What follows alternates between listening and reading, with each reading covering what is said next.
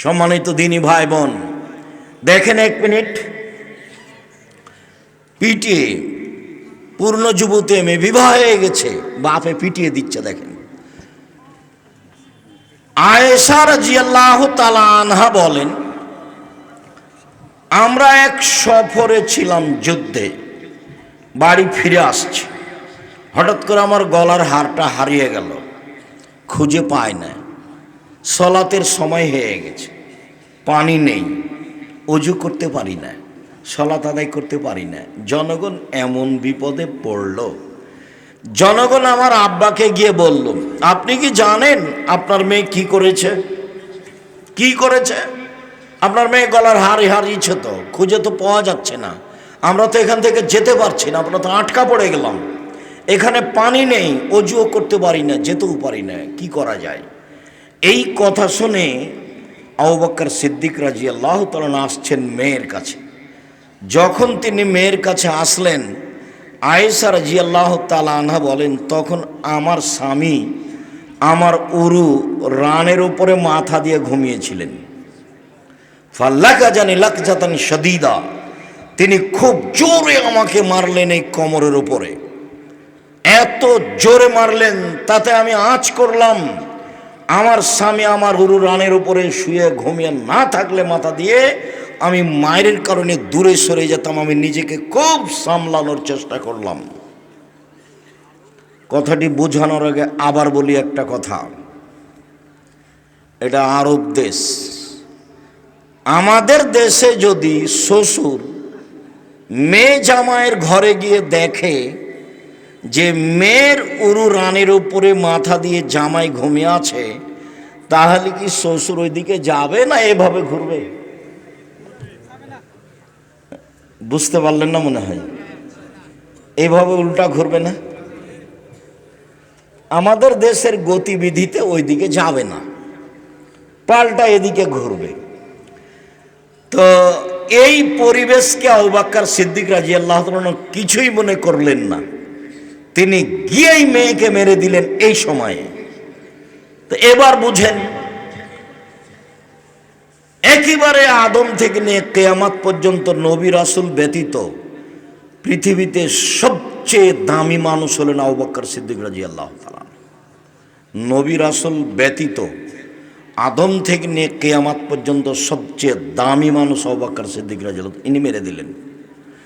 হাওয়া থেকে নিয়ে কিয়ামত পর্যন্ত যত মহিলা এসেছে, যত মহিলা আছে, যত মহিলা আসবে, সবার চেয়ে দামি হলেন আয়েশা রাদিয়াল্লাহু তাআলা আনহা, তাকে মেরে দিলেন।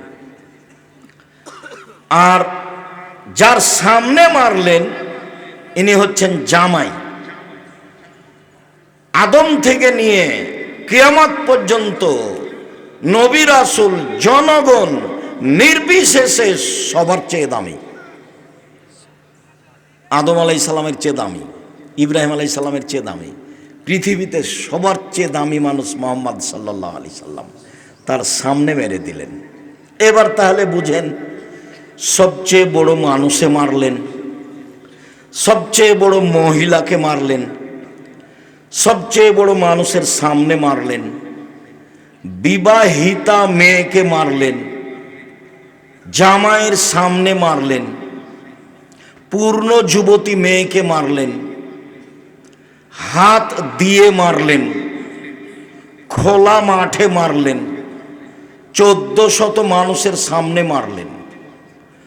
সবচেয়ে বড় মানুষে মারলেন, সবচেয়ে বড় মহিলাকে মারলেন, সবচেয়ে বড় মানুষের সামনে মারলেন, পূর্ণ যুবতী মেয়েকে মারলেন, বিবাহদারী মেয়েকে মারলেন, জামাইয়ের সামনে মারলেন, হাত দিয়ে মারলেন, দিন দুপুরে মারলেন, খোলা মাঠে মারলেন, 1400 মানুষের সামনে মারলেন। এত বড় মানুষে, এত বড় বেটিকে এত বড় মানুষের সামনে খোলা মাঠে মেরে দিলেন। ভুল কোথায় গলার হার হারিয়ে গেছে খেয়াল করতে পারেননি, সেই জন্য। আর আপনার মেয়েটা জোহর থেকে এখানে ঢং ঢং করে ঘুরছে, আপনি তার খোঁজও নিতে পারেন না, আপনি আবার বাপ ছি থু থু আপনার মতো বাপের প্রয়োজন আমি মনে করি না। 519 জন এতিম অসহায় আছে জামিয়া সালাফিয়ায়, দেশের সবচেয়ে বড় প্রতিষ্ঠান আলহামদুলিল্লাহ, সবচেয়ে বড়। 519 জন খালি এতিম অসহায় আছে। আপনি মারা গেলে কালকে আবার যদি 500 মেয়ে যায় ওখানে, ছেলে যায়, সমস্যা নেই, চলবে ইনশাআল্লাহ। আপনার মতো বাপ আমি বেঁচে থাকা চাইনি। বাপ এই যে দেখেন কেমন, এই যে বুখারী মুসলিমের হাদিস যেটা দেখালাম আপনাকে, বুঝতে পারলেন না মনে হয়? এরই নাম বাপ। জবাব আমি দিব। আমি তো কষ্ট করে এখানে এসেছি, আর আপনি দোকানপাটে এভাবে আড্ডা পিটছেন, আপনার ছেলে আড্ডা পিটছে, আর নির্বাচনের নাম দিয়ে একটা সিগারেটের তালে কি যে করছে আল্লাহ সামাদ। কার বদনাম, কার গিবাত, কাকে মারে, কাকে ধরে, কি করে না করে কোনো হিসাব নাই। মানুষ আর মানুষ হয়ে নেই। তবে যারা নির্বাচন পদ্ধতি করেছে তারা এগুলো জানে না। অবাক হয়ে গেলাম আমি 22শে ডিসেম্বর থেকে নিয়ে 11ই জানুয়ারি পর্যন্ত লন্ডনে থাকলাম। আমি মেন লন্ডন থেকে সারা দেশে বহু জায়গায় গেলাম। ট্রেনে গেছি, বিমানে গেছি, বাসে গেছি, প্রাইভেট কারে গেছি।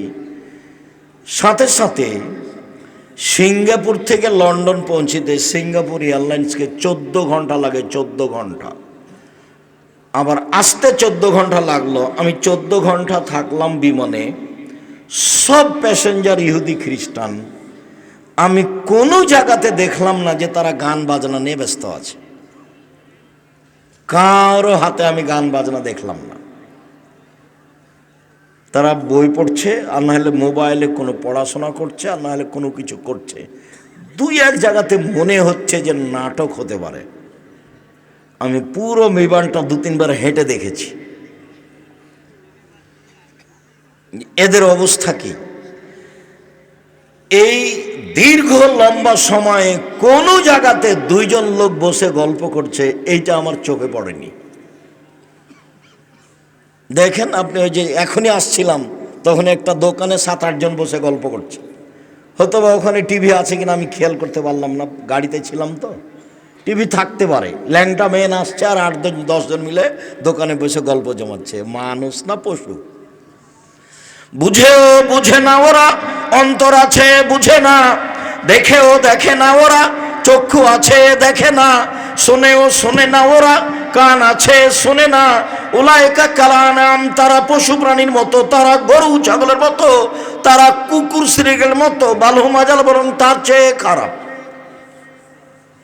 আমি এ কথা বলিনি, এ কথা আল্লাহ বলছে। কি বুঝাতে চান আপনি আমাকে? ছেলে তো আপনার, মেয়ে তো আপনার, জবাব আপনার। উপার্জনের 4টা পথ, বেঁচে থাকার 4টা পথ। 1 5 ওয়াক্ত সালাত, 2 হালাল রুজি, 3 কোরআন তেলাওয়াত, 4 আড্ডা পিটা চিরদিনের জন্য হারাম, জান্নাত হবে ইনশাল্লাহ। আড্ডা পিটা 2 ধরনের। একটা হলো বড় মোবাইলে ল্যাংটা মেয়ে দেখে ঘন্টার ঘন্টা কাটানো, এ হলো একটা আড্ডা পিটা। আর আড্ডা পিটা আর একটা হলো এই যে দোকানে বসে গল্প জমাচ্ছেন 6 জন 5 জন 10 জন মিলে, চলছে রাত 2টা 1টা পর্যন্ত, পশু প্রাণীর মতো, গরু ছাগলের মতো, ইতর শ্রেণীর মানুষের মতো। এ হলো আর একটা আড্ডা পিটা। আড্ডা পিটা চিরদিনের জন্য হারাম। এশার সালাতের পরে এখানে কেউ জেগে থাকতে পারবে না। বাড়িতে কারফিউ জারি থাকবে, 44 দ্বারা জারি থাকবে, প্রেসিডেন্ট আইয়ুবের মার্শাল্লাহ, কেউ বাইরে যেতে পারবে না। এর নাম বাপ। এই কোথায় গেছিলি, পিঠের চামড়া তুলে দেবো, তার নাম বাপ। ও বাপ বুঝতে পারেনি কাকে বাপ বলে। ওর বাপ বিবাহ দিয়েছে, বউ বাড়িতে এসেছে, বউয়ের কাছে গেছে, তাই ছেলে মেয়ে হয়েছে, বলছে বাপ। ও বুঝতে পারেনি বাপ কাকে বলে, মাও বুঝেনি। ওর বাপ বিবাহ দিয়েছে, স্বামীর কাছে এসেছে, সন্তান হয়েছে, তাই বলছে আমি মা। মা তো তাকে বলে না। দেখেন প্রায় সব মোবাইলে আছে, বহু জায়গাতে আমি বলেছি যে মা কাকে বলে। জাবের রাদিয়াল্লাহু তাআলা আনহু বলেন যে রাসূলের সাথে আমরা যুদ্ধ করে আসছিলাম, এখন রাতে আমরা মদিনায় ঢুকবো। তো আল্লাহ রাসূল বলছেন, এই থামো থামো, সবাই এখানে থাকো, সবাই এখানে থাকো, সকালে ঢুকবো। তো আমি জাবের বলছেন, আল্লাহর নবী, আমি নতুন বিবাহ করেছি, আমাকে বাড়ি যেতে দেন। তখন আল্লাহ রসুল সাল্লাল্লাহু আলাইহি ওয়াসাল্লাম বলছেন, ও তুমি নতুন বিবাহ করেছ, তো কুমারী মেয়ে বিবাহ করেছ না তালাক প্রাপ্তা মেয়ে বিবাহ করেছ? তখন আমি বললাম, আল্লাহ রসুল, আমি তালাক প্রাপ্তা বেশি বয়সের মেয়ে বিবাহ করেছি। তো রাসূল সাল্লাল্লাহু আলাইহি ওয়াসাল্লাম বললেন, কেন তুমি কুমারী মেয়ে কেন বিবাহ করলে না? তুমি তার সাথে খেলতো, তোমার সাথে খেলতো। আল্লাহ রসুল এই পর্যন্ত বললেন। তখন জাবের রাদিয়াল্লাহু আনহু বলছেন, আল্লাহ নবী শোনেন, আমার আব্বা উহুদের যুদ্ধে শহীদ হয়েছে 9 জন মেয়ে রেখে। আমার 9 জন বোন আছে। আমার আব্বা উহুদের যুদ্ধে শহীদ হয়েছে 9 জন মেয়ে রেখে। আমার 9 জন বোন আছে। ফাআকরাহু আন আতাযাওয়াজা মিসলাহুন্না, আমার বোনদের মতো কম বয়সের মেয়েকে আমি বিবাহ করা পছন্দ করিনি 4টা কারণে। আল্লাহর নবী শোনেন, আমার বোনদের মতো কম বয়সের মেয়েকে বিবাহ করা পছন্দ করিনি 4টা কারণে। 1, লিতুয়াল্লিমাহুন্না, আমি তালাক প্রাপ্ত বেশি বয়সের মেয়ে বিবাহ করেছি যাতে করে আমার স্ত্রী আমার মেয়ে বোনদেরকে বিদ্যা শিখাতে পারে। 2, লিতুয়াদ্দিবাহুন্না, আমি বেশি বয়সের তালাক প্রাপ্তা মেয়েকে বিবাহ করেছি যাতে করে আমার স্ত্রী আমার বোনদেরকে শিষ্টাচার শেখাতে পারে। 3, আমি বেশি বয়সের তালাক প্রাপ্তা মেয়েকে বিবাহ করেছি যাতে করে আমার স্ত্রী আমার বোনদেরকে মাথার চুল চিরুনি করে সাজগোজ করে পরিপাটি করে রাখতে পারে। 4, আমি বেশি বয়সের তালাক প্রাপ্তা মেয়েকে বিবাহ করেছি যাতে করে আমার স্ত্রী আমার বোনদের উপরে পাহারা দিতে পারে। মা মানে পাহারাদার। তো এখন যে ওখানে জিনিস কিনছে, ও কি হিন্দুর মেয়ে নাকি? এটা কে? ভ্যানিটি ব্যাগ হাতে করে যে চলে যায় বাজারে, ও কে? ওই ইহুদির মেয়ে না খ্রিস্টানের? ওটার জবাব কে দিবে? এই যে দেখেন, মা কাকে বলে? ও আপনার স্ত্রীর মা আছে। এই জন্য নিরুপায় হয়ে আমি আপনার মেয়েকে বলেছি, এই মেয়ে, তোমার মাকে খালা বলে ডাকবা, ওটা তোমার মা নয়। মা মানে 4টে জিনিস, এই ছেলে মনে রাখতে পারবে না। 1, মা মানে বাচ্চাদের বিদ্যা শিখাবে। 2, মা মানে বাচ্চাদের শিষ্টাচার শিখাবে। তুমি বলো তো, একটা ছেলে, তুমি তো বলো যে আমরা এখানে বক্তব্য দিচ্ছি, ওখানেও দোকানে আড্ডা পিটছে, এটা কোন শিষ্টাচার? বলো, এটা কোন শিষ্টাচার? এশার সালাতের পরে মুরব্বীরা মাথায় টুপি দিয়ে দোকানে বসে এরার বদনাম করছে, বলো তো এটা কোন শিষ্টাচার? দলের নাম দিয়ে তোমরা মিছিল করছো আর বলছো অমুকের চরিত্র ফুলের মতো পবিত্র, আর তুমি একজনকে একবার জান্নাতে ঢুকিয়ে দিচ্ছ, বলো তো এটা কোন শিষ্টাচার? বিগত বছর চাঁপাইনবাবগঞ্জ কানসাটে একদিন প্রোগ্রামে গেছি, তা আমাকে বলছেন যে আপনি আমাদের নেত্রীর জন্য দোয়া করবেন। তা আমি অবাক হয়ে গেলাম। আমি বললাম, দুঃখিত, আপনার কথায় আমি অবাক হয়ে গেলাম। আমি জাতির কাছে কোনোদিন বিক্রি হইনি, আপনার কাছে বিক্রি হতে হবে এরকম হিসাব আমার মাথাতে নেই। আমি মুসলিম পুরুষ নারীর জন্য দোয়া করি। আপনি যেভাবে বলেছেন সেভাবে আমার দেহে শ্বাস থাকাকালীন সম্ভব নয়। আপনি বলেন কি? আপনাদের নেত্রীর বয়স 45 মিনিট। যারা যত বড় জালেম হবে তার সময় তত কম হবে। ফেরাউনের বয়স ছিল মাত্র 2-3 মিনিট। ফেরাউন ডুবলো, ডুবলো, ডুবলো, ডুবলো, ডুবলো, গেছে 2-3 মিনিট। আর আদসামুদের বয়স সময় ছিল হাফ মিনিট, 30 সেকেন্ড, 20 সেকেন্ড, বিদ্যুৎ, তারপরে নাই, আদসামুদ নেই।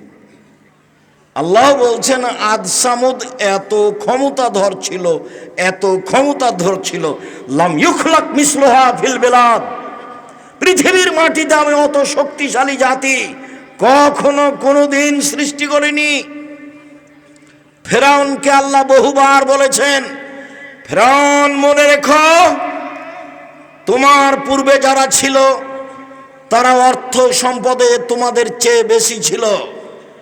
তোমাদের পূর্বে যারা ছিল তারা জমিনে স্মৃতি নির্মাণে বেশি ক্ষমতাধর ছিল।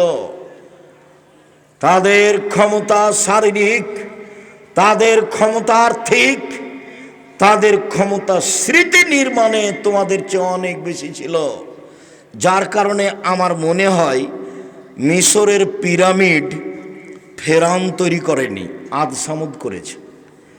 একটা পাথরের ওজন 23 টন, একটা ক্রেন উঠাতে পারে 18 টন। তো 100-150 ফুট উপরে একটা পাথরকে, 23 টন ওজনের পাথরকে কেমনে উঠালো? কিভাবে হতে পারে? হয় কিভাবে? ক্ষমতা দেখায়ও না, দলীয় দাপট দেখায়ও না, মানুষকে অপমান করো না, মানুষকে জেল হাজতে দিও না, মানুষের জমি দখল করো না, চাঁদাবাজি করো না। ইতর শ্রেণীর মানুষ চাঁদাবাজি করো কেন বেটা? চাঁদাবাজি করো কেন? বাংলাদেশের লোক বলছে এখন বিবাহ করলে চাঁদা দেওয়া লাগবে। আর কিছু কিছু ছেলে বলছে ওরা এতদিন যাবৎ চাঁদাবাজি করেছে, আমরা করব না। তাহলে ওরাও গরু ছাগল, তুমিও গরু ছাগল, ওরাও পশু প্রাণী। বুঝেও বুঝে না ওরা, অন্তর আছে বুঝে না, দেখেও দেখে না ওরা, চক্ষু আছে দেখে না, দেখা দরকার। শোনেও শোনে না ওরা, কান আছে শোনে না। উলাইকা কালানাম, তারা পশু প্রাণীর মতো, তারা গরু ছাগলের মতো, তারা কুকুর শ্রীর মতো, ভালো মজাল বরং তার চেয়ে খারাপ। বাপ বেটা ভিক্ষা করে খাবা, চাঁদাবাজি করো কেন? আচ্ছা শয়তানি করো কেন? চাঁদাবাজি করো কেন বেটা? বাপ বেটা ভিক্ষা পাও না, ভিক্ষা চাইবা? উপার্জনের 1 নম্বর পথ হলো ব্যবসা,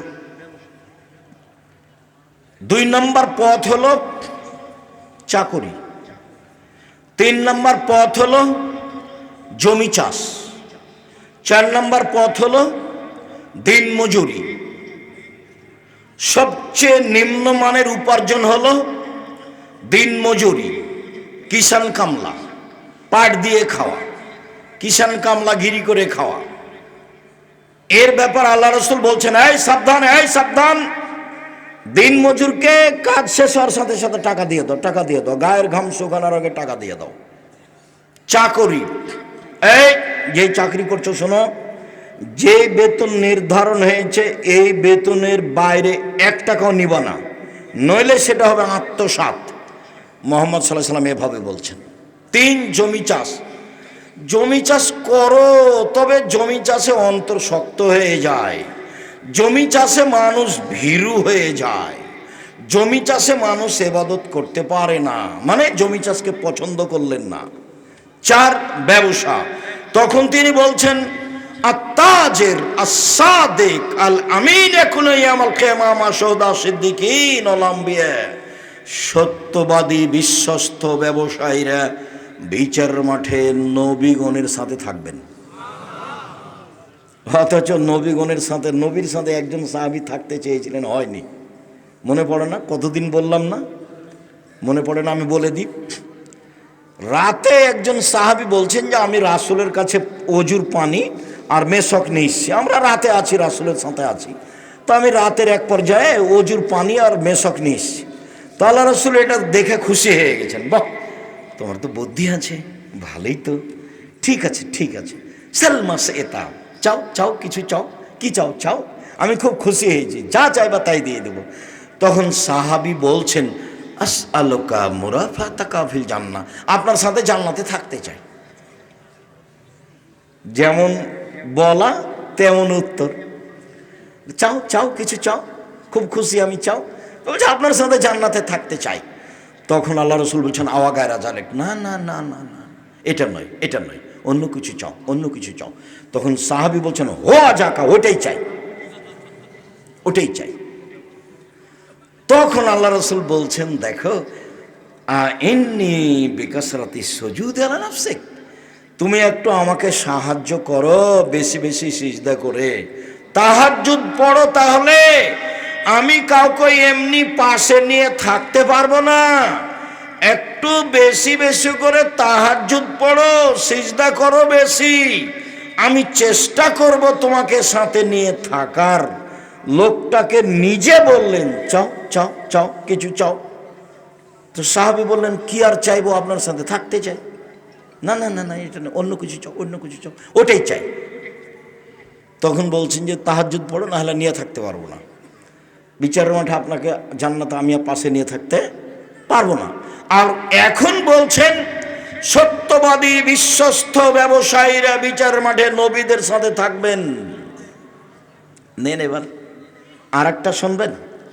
আল্লাহ রাসূল বলছেন, ইয়া মাশারাত তুজ্জার, ব্যবসায়ীরা শোনো, ইন্নাল বাইআ ইয়াহজুরুল কিযব ওয়াল হালাফ, ব্যবসাতে মিথ্যা কথা চলে আসে, কসম চলে আসে।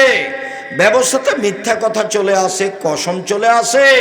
ফাসুবহু বিসাদকা, তোমরা দান খয়রাত করে মিটিয়ে দাও, দান খয়রাত করে মিটিয়ে দাও। ব্যবসার কত তিনি ব্যাপারে ব্যবসায়ীকে উৎসাহিত করলেন। চকলেট বিক্রিও ব্যবসা, বাদাম বিক্রিও ব্যবসা, কলা বিক্রিও ব্যবসা। জাপান থেকে মাল নিয়ে এসে চট্টগ্রামে নামিয়ে ঢাকাতে নিয়ে আসা ব্যবসা।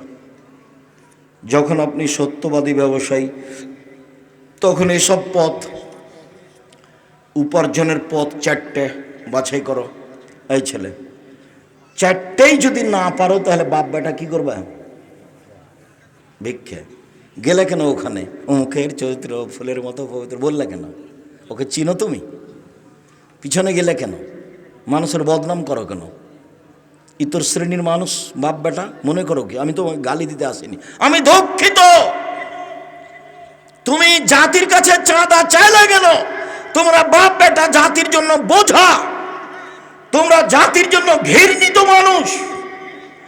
তুমি লুটতরাজ, তুমি দাগাবাজ, তুমি ধোকাবাজ, তুমি জুয়াচোর,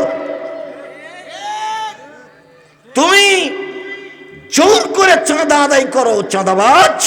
এই জন্য জন্ম নিয়েছ। জাতির উপকার করিও। কিছুই যদি না পারো তো একটা বৃদ্ধ মানুষকে ধরে একটু রাস্তা পার করে দিও। কিছুই যদি না পারো তো একটা ভ্যান ঠেকে আছে, একটু পার করে দিও ধরে। কিছুই যদি না পারো তো পাশে একটা বৃদ্ধ মানুষ এসেছে, ওকে তুমি উঠে গিয়ে বসতে দিও। কিছুই যদি না পারো তো গাড়িতে একটা লোক ধরছে না, একটা বয়স্ক মানুষ এসেছে, তুমি আছো, তুমি নেমে গিয়ে বলো, চাচা আপনি যান, আমি পরে যাব, চাচা আপনি যান, আমি পরে যাব, আপনি যান। এটা করিও। কিছুই যদি না পারো, জাতির উপকার করো।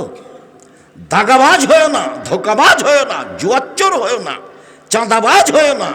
কেন এগুলো করবা? অবাক হয়ে যাই। লন্ডন অমুসলিম কাফেরদের দেশ, মুহাম্মদ সাল্লাল্লাহু আলাইহি সাল্লামের সব নিয়ম কানুন শিষ্টাচার নিয়ে নিয়েছে। একটা মেয়ে বোরখা পরে, 22 হাতের বোরখা পরে সারা দিন সারা রাত যদি ঘুরে, কেউ তাকে একটু কটু কথা বলতে পারবে না, মজাক করতে পারবে না। একটা মেয়ে যদি কাপড় ছাড়াই হাঁটে, গায়ে কাপড়ই না, এমনি হাঁটছে, সারা দিন হাঁটলে কেউ তার দিকে বাঁকা চোখে তাকিয়ে কথা বলতে পারবে না। কথা বললেই 18 বছর জেল হবে। কতদিন জেল হবে? 18 বছর।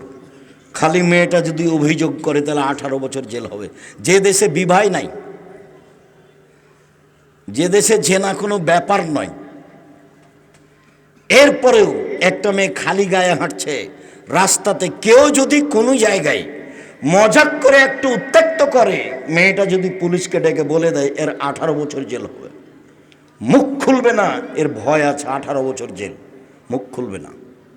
দুনিয়া উল্টে গেল, রাস্তাতে হাঁটছে, ওর পাশাপাশি তার সাথে একটু কথা বলবে না সাহস করে, তার নাম নিয়ম। এটাই মুহাম্মদ সাল্লাল্লাহু আলাইহি সাল্লামের নিয়ম। নিয়মটা ওরা নিয়ে নিয়েছে, আর ভোট পদ্ধতি ওরা করে না, আমাদের উপরে চাপিয়ে দিয়েছে। এসব গতিবিধি যত কিছু দেখছো, কোর্ট কাচারি অফিস আদালত সব কিছু, এইসব মোবাইলের ফাংশন ওদের হাতে। আমি এরকম কিছু দেখলাম না, তোমার হাতে মোবাইল।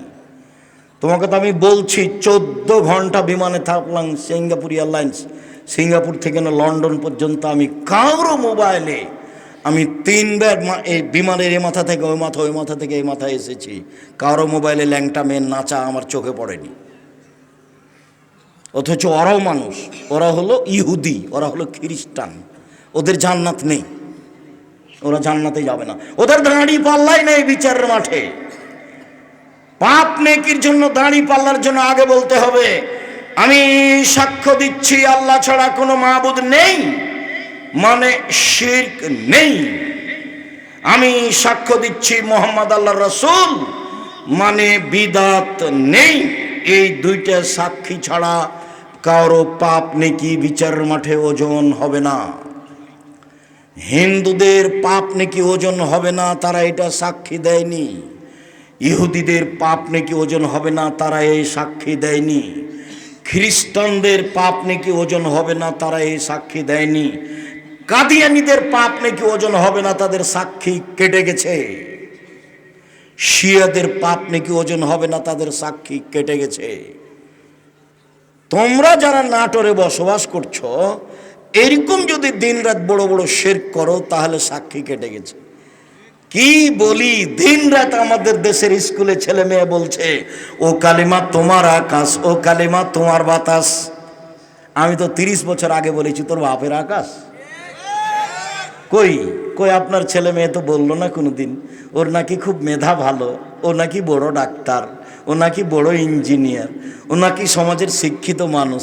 দুইজন মিলে তো খুব গল্প করলেন। কতদিন যে আপনার গল্প আমি বিমানে আর ট্রেনে শুনলাম, রাস্তাঘাটে খালি স্বামী স্ত্রী যাকে পাই তার সাথে গল্প করে। বন্ধু বান্ধবকে বলে দোস্ত শুনেছ আমার ছেলে তো গোল্ডেন পেয়েছে, আমার ছেলে তো বড় ডাক্তার।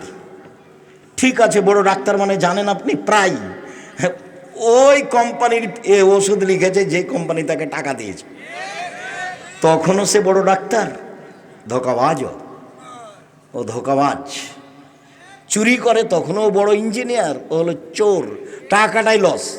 এখন বাপ বেটা মিলে আপনারা কেমন জানেন, বাপ বেটা মিলে চাঁপাইনবাবগঞ্জের ভাষাতে আমও গেল, ছালাও গেল, কাঁদতে কাঁদতে দুই চোখও গেল। জীবনটাই এটাই। সম্মানিত দিনী ভাই বোন, বলছিলাম আগামী পরশু থেকে সিয়াম শুরু হবে। ইবাদতের জগতে সবচেয়ে দামি ইবাদত সিয়াম। বৃহস্পতিবার সোমবার সিয়াম থাকতেন আল্লাহর নবী। কেন? সাপ্তাহিক রিপোর্ট পেশ করা হয় আল্লাহর কাছে। মুহাম্মদ সাল্লাল্লাহু আলাইহি ওয়াসাল্লাম চাইতেন সাপ্তাহিক রিপোর্ট আল্লাহ আমার সিয়াম অবস্থায় দেখুক। দেখো দেখো আমার আমলটা দেখো, এই যে সোমবার আজকে সিয়াম ছিলাম, নেও। বৃহস্পতিবারে সিয়াম থাকবেন, নাও রিপোর্ট নাও, দেখো সিয়াম অবস্থায়। সিয়াম অবস্থায় রিপোর্ট দেওয়া কে ভালোবাসতেন? মুহাম্মদ সাল্লাল্লাহু আলাইহি ওয়াসাল্লাম। বাৎসরিক রিপোর্ট সিয়াম অবস্থায় দেওয়া কে ভালোবাসতেন? মুহাম্মদ সাল্লাল্লাহু আলাইহি ওয়াসাল্লাম। তাই একটানা 15 দিন সিয়াম থাকবেন। পরশু দিন থেকে শুরু করবেন সিয়াম, একটানা 15 দিন, একটানা 15 দিন সিয়াম থাকবেন। আরাফার একদিন সিয়াম থাকবেন, আগে পরে 2 বছরের পাপ ক্ষমা। মুহররমের 2 দিন সিয়াম থাক, আরাফার একদিন সিয়াম থাকবেন, আগে পরে 2 বছরের পাপ ক্ষমা। মুহররমের 1-2 দিন সিয়াম থাকবেন, বিগত 1 বছরের পাপ ক্ষমা। প্রতি মাসে 3 দিন সিয়াম থাকবেন, সারা বছর সিয়াম পালন করে যা নেকি হয় তাই হবে। রমজানের সিয়ামের পরে শাওয়ালের 6টা সিয়াম থাকবেন, সারা বছর সিয়াম পালন করে যা নেকি হয় তাই হবে। যুলহিজ্জার 1 থেকে 9 তারিখ পর্যন্ত সিয়াম থাকবেন। ইবাদতের জগতে সবচেয়ে গুরুত্বপূর্ণ ইবাদত হলো যুলহিজ্জার 1 তারিখ থেকে 10 তারিখ পর্যন্ত। 10 তারিখ তো হলো কুরবানির দিন।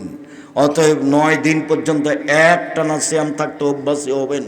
মানুষের মতো মানুষ হওয়ার চেষ্টা করেন, একটু ইবাদত করেন। কেন দোকানপাটে বসে এভাবে সময় কাটছেন? নিজেকে একটু মানুষ মনে করছেন না কেন? গরু ছাগল কেন মনে করছেন? পশু প্রাণী কেন মনে করছেন? ইবাদতের জগতে সবচেয়ে ভিন্ন ধরনের ইবাদত হলো সালাত। সালাত এমন একটি ইবাদত যার উপরে নির্ভর করে অন্যান্য ইবাদত। সালাত একটি এমন ইবাদত যার উপরে নির্ভর করে অন্যান্য ইবাদত। শুনুন, সিয়াম দামি ইবাদত, এ কথাই ঠিক। যদি সলাত না থাকে তাহলে সিয়াম কেটে দেওয়া হবে, বাতিল। হজ বড় ইবাদত, হজ কবুল হলে লোকটা হয়ে যাবে সেই দিনের মতো যেদিন তার মাতাকে জন্ম দিয়েছে, নিষ্পাপ হয়ে যাবে।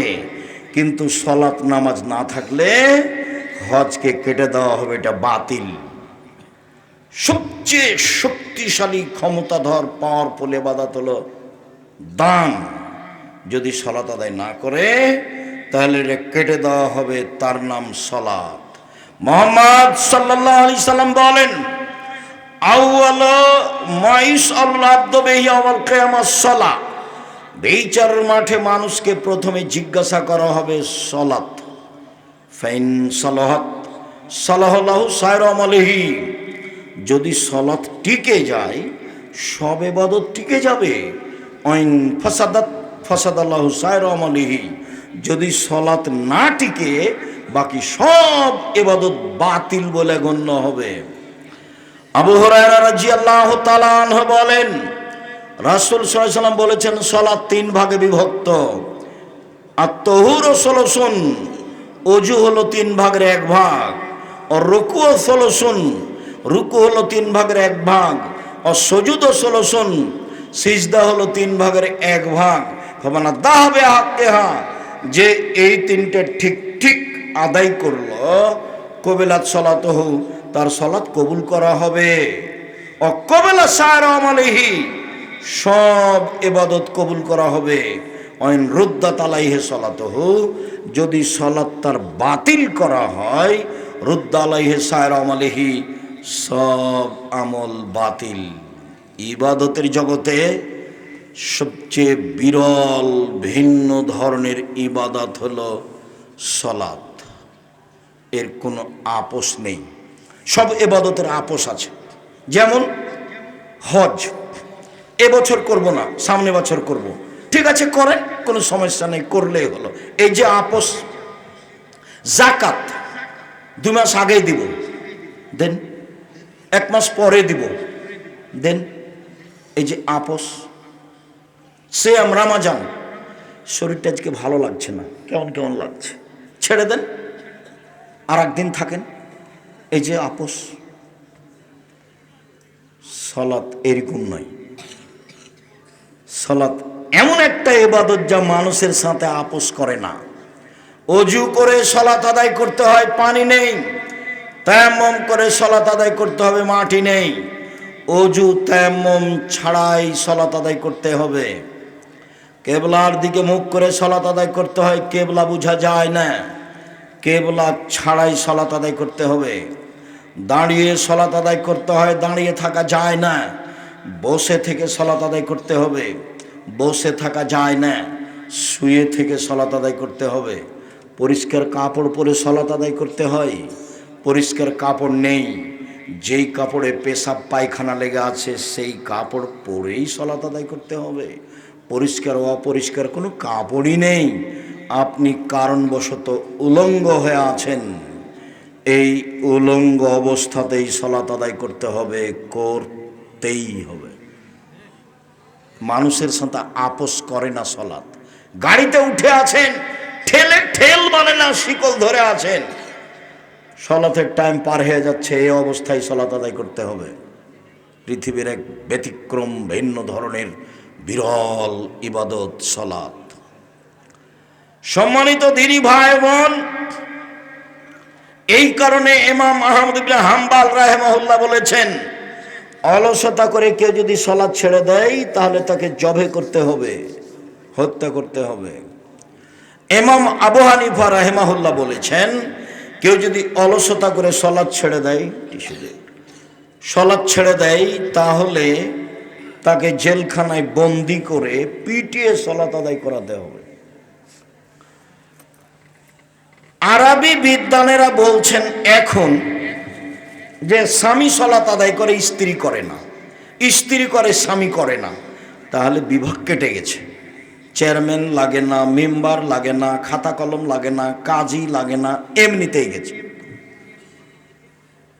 আরবি বিদ্বানেরা আরো বলছেন যে এ অবস্থায় যদি লোকটা মারা যায় তাহলে তার জানাজা হবে না। তারা আরো বলছেন যে এই লোকটাকে মুসলমানের কবরস্থানে কবর দেওয়া হবে না, ওকে হিন্দুদের শ্মশান ঘাটে ফেলে দিতে হবে।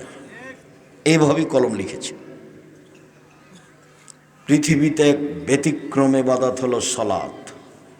সংক্ষিপ্তভাবে আপনাকে বললাম, কোরআন হাদিসের হুবাহু অনুবাদ না করেই আল্লাহ যেভাবে আদেশ করেছেন, নবী যেভাবে আদেশ করেছেন, তাতে সালাত আদায় করতেই হবে।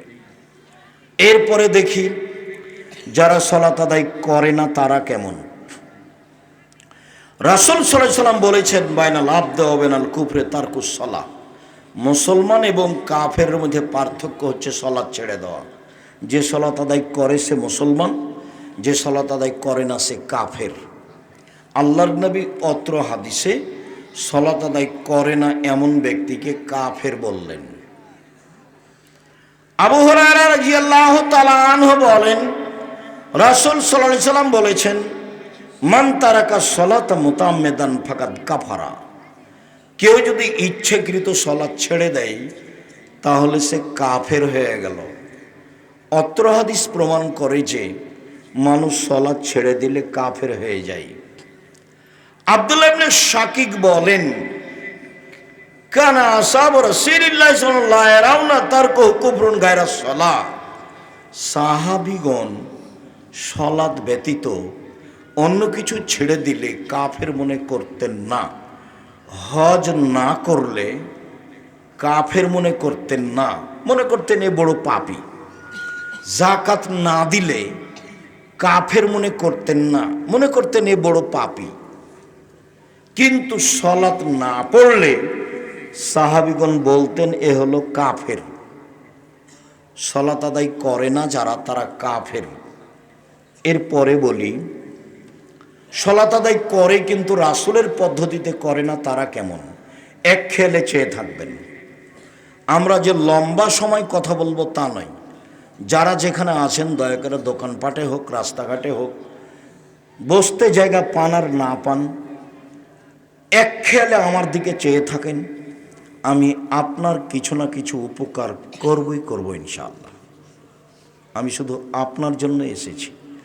যখন আপনি দোকানপাটে বসে থাকেন তখন আমার খুব কষ্ট হয় এবং এটাকে আমি খুব ভারী চোখে দেখি।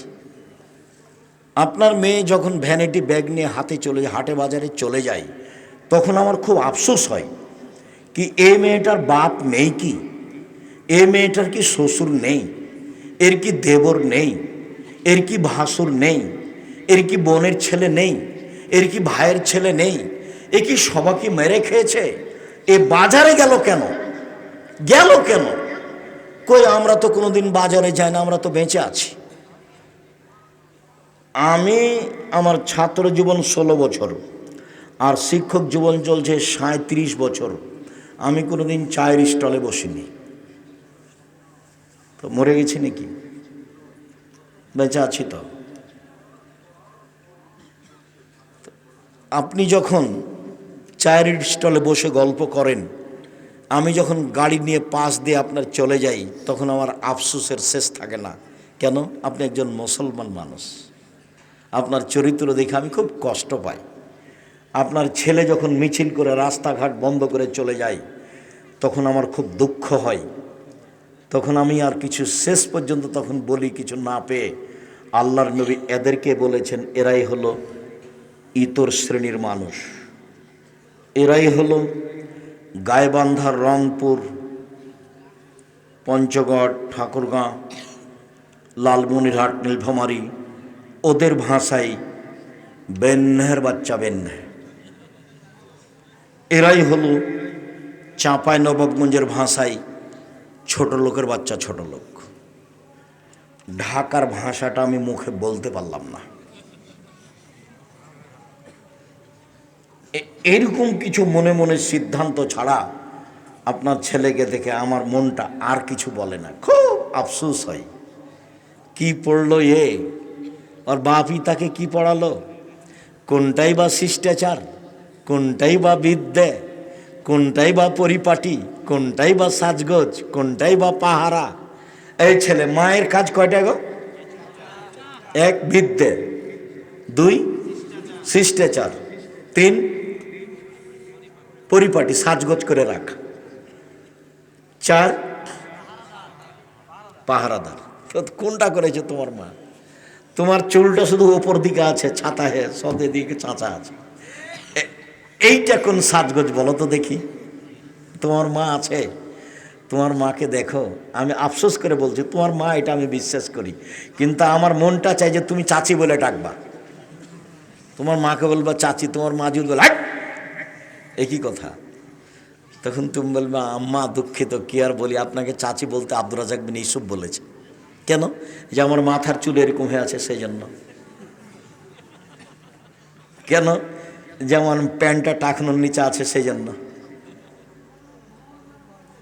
এই যে আমার বোন নখ বড় করে রেখেছে সেই জন্য।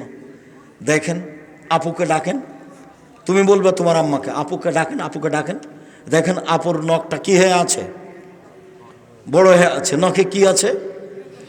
নেইল পালিশ আছে। ও তো ইহুদি খ্রিস্টানদের পতিতালয়ের মেয়েদের বৈশিষ্ট্য। ইহুদি খ্রিস্টানদের পতিতালয়ের মেয়েদের বৈশিষ্ট্য, ভরু তোলে চিকন করা আছে। তুমি বলো তোমার মাকে যে আপুকে ডাকেন। আপনাকে যদি মা বলে ডাকি তো গুনাহ হবে। আপনাকে যদি আম্মা বলে ডাকি তাহলে কি হবে? গুনাহ হবে, যে আপনি তো মা নন। মা তো এইরকম, এই পিঠের চামড়া তুলে দেবো। কোথায় গেছিলি? পাহারাদার। তখন কেমন বলেছি? পাহারাদার মানে ওর মা ফরজ সালাত আদায় করেছে বাড়িতে, সুন্নাত পড়তে যাবে, আল্লাহু আকবার বলতে যাবে, তখন ছেলে বলছে আসসালামু আলাইকুম। এই মা সুন্নাত পড়তে পাবে না, সুন্নাত বন্ধ করে বলবে আহমদ দেরি হলো কেন? 20 মিনিট এশার সালাতের পরে মসজিদ থেকে আসতে দেরি হলো কেন? এইটা তল্লাশি চালানো মায়ের ফরজ, আর এই সুন্নাত পড়া মায়ের জন্য সুন্নাত। আপনি এখন বলেন, মা সুন্নাত বাদ দিয়ে ছেলের তল্লাশি চালাবে না সুন্নাত পড়বে? সুন্নাত পড়তে পাবে।